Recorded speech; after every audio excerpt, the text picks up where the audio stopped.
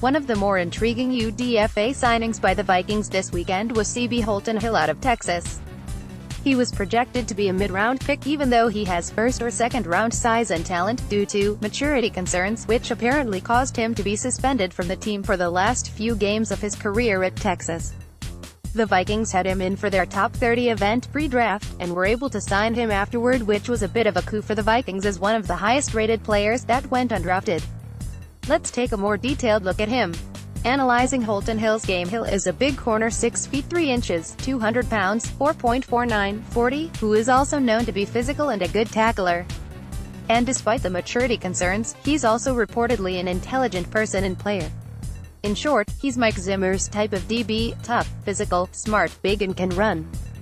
At Texas, Hill showed not only can he be good in coverage, he also is not afraid to bring it in run support.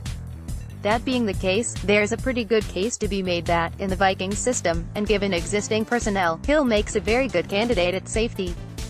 It will be interesting if he gets a look in that role. I wouldn't be surprised if he did.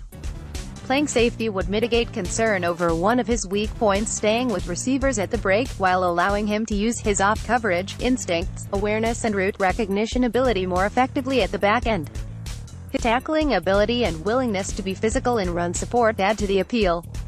But perhaps the biggest concern raised about Hill is his maturity issues. I've tried to get a better idea of what those are exactly, but haven't found much of anything. They don't seem to be criminal in nature, nor do they appear to be of the Cordero Patterson variety, despite the Hollywood nickname. One recent prospect that had similar issues coming out was Marcus Peters, who was also suspended his last year.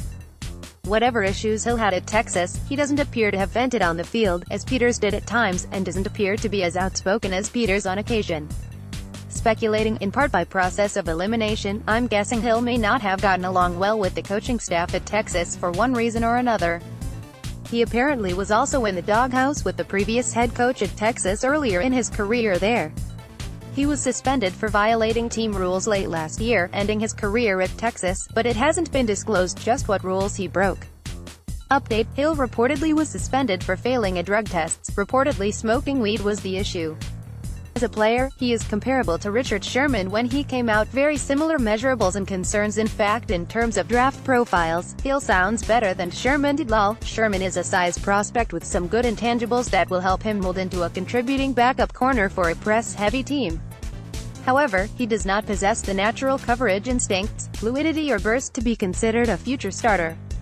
He's comfortable and capable in press man, using his size to disrupt receivers' releases off the line, but doesn't show enough make-up speed to consistently recover when beaten. Awareness in zone and off-man are only adequate. Has average ball skills but some upside as a playmaker. Tough against the run but still developing, from a technical standpoint. Sherman is a day 3 prospect. Obviously way off in many respects, in light of Sherman's career in the NFL, but it's always worthwhile to look back on occasion at draft profiles, and realize scouts don't always get it right.